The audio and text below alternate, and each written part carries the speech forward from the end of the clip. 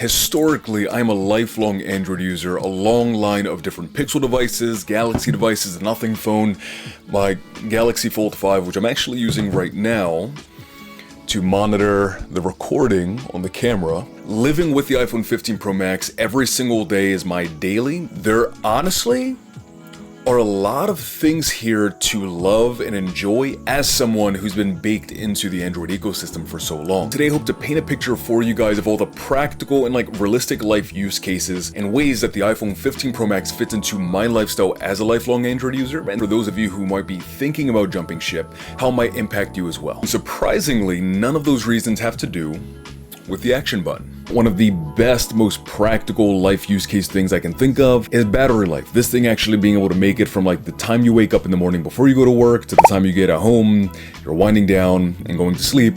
And hands down, this thing has had fantastic battery life. So if you guys are coming from say a Pixel Fold or Pixel 7 Pro or the 21 or 22 Ultra that didn't really have great battery life, the 14 Pro Max had excellent battery life, the S23 Ultra has excellent battery life, and the 15 Pro Max most certainly has excellent battery life. So if you're worried about that jumping over, it's not a concern. I use say my Galaxy Fold 5 for example, and most Android phones because for me personally, they're a perfect bridge between everyday personal usage and my work usage for productivity, for clinical things.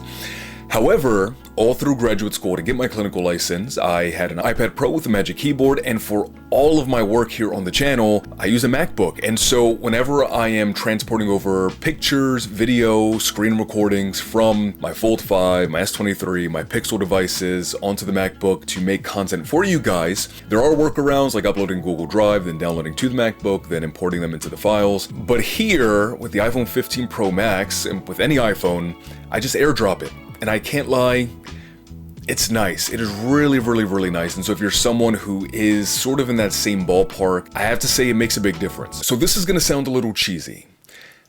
Community. I cannot tell you guys how many of my family members and friends were overjoyed at the fact that I was now an iPhone user, that I was hashtag Team Blue Bubble. There's certain odd restrictions in terms of navigation and other features, not customization, actual practical things that have been kind of annoying. But something that has been overwhelmingly nice, honestly, has just been how happy people are that I'm a part of the ecosystem, right? Where in the morning, instead of sending a long good morning text to my girlfriend, I can actually send her a video message with my face, my memoji. Good morning, my love. I hope you had a safe drive to work in this rainy weather today. I hope you slept well, absorbed many REM cycles. I love you, and may you make it a fantastic day today. Mwah. Bye. FaceTime and use memojis, or being able to play pool or cup pong with a friend and be competitive in that way. I understand now the connectedness that you feel using an iPhone. I've used Android phones my entire life, and so not a huge deal to me, but I can say that it's felt nice, very underrated thing that I don't really hear reviewers talk about, and I wanted to make sure that I express that to you guys. Let me know in the comment section down below if you guys have a New Year's resolution for yourself, something that you personally want to achieve by the end of the year, a way that you want to see yourself grow, something you want to go explore or do or experience. Let me know. Me personally, I'm aiming to get a house this year also with my fiance. And for the channel, I would love to hit 50,000 subscribers before the end of the year.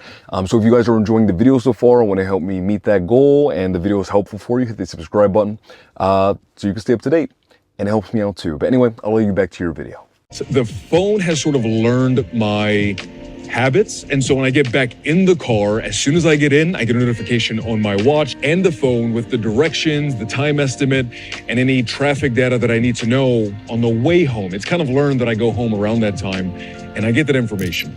You do get information on Galaxy devices as well, but it's not as specifically contextual as as soon as I get in my car, it'll kind of estimate the time that I'm about to go home.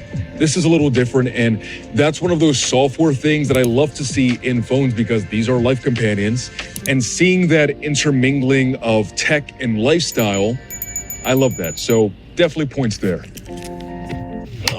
Okay.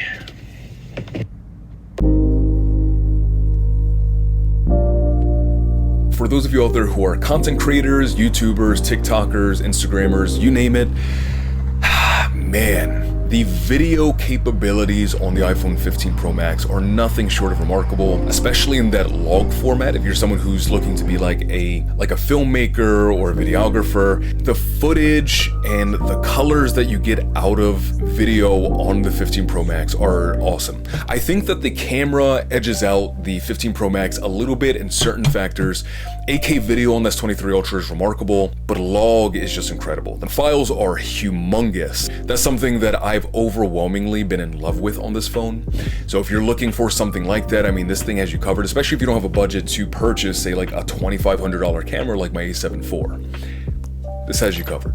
I do also have a dedicated video on my channel right now between the iPhone 15 Pro Max, Pixelway Pro, and the Galaxy S23 Ultra, breaking down pictures and video and the improvements that you're getting on like highlight roll-off on the iPhone 15 Pro Max compared to previous iterations. But if you're looking for a more in-depth, comprehensive breakdown, I had a lot of fun making that video for you guys, so hopefully you enjoy, and yeah, on to the next thing. I know USB-C was one of the big main talking points for the 15 Pro Max. I can say genuinely that actually does make a really big difference because I don't have a bunch of lightning cables or dongles laying around. I have USB-C ports because my MacBook uses it, my iPad uses it, and all of my Android devices. And USB-C is helpful for the iPhone in ecosystem as well. So with the log video format files on here, I had a 9-minute video file, which is massive. And I tried to airdrop it to the MacBook. It simply wouldn't do it. You know why? Because it was too large. It would load and then say, nope, can't do it. But what I can do now is use USB-C on here, connected to my USB-C SSD card, import it there, and then quickly import it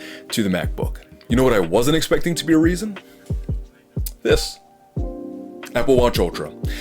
I have been in love with this thing. I've used a lot of Pixel watches, a lot of Galaxy devices, and I wish you could use the Watch Ultra with like a Galaxy device, and you can. And I'm loving the way that this feels. It is premium, high quality. The navigation and UI is remarkable. It's fast. And even if I weren't going to switch away from an iPhone, I would almost consider staying on iPhone just because I love the watch that much. So if you're looking for a high quality smartwatch experience, I'm gonna have more content coming to the channel here on this. I've been loving it a lot.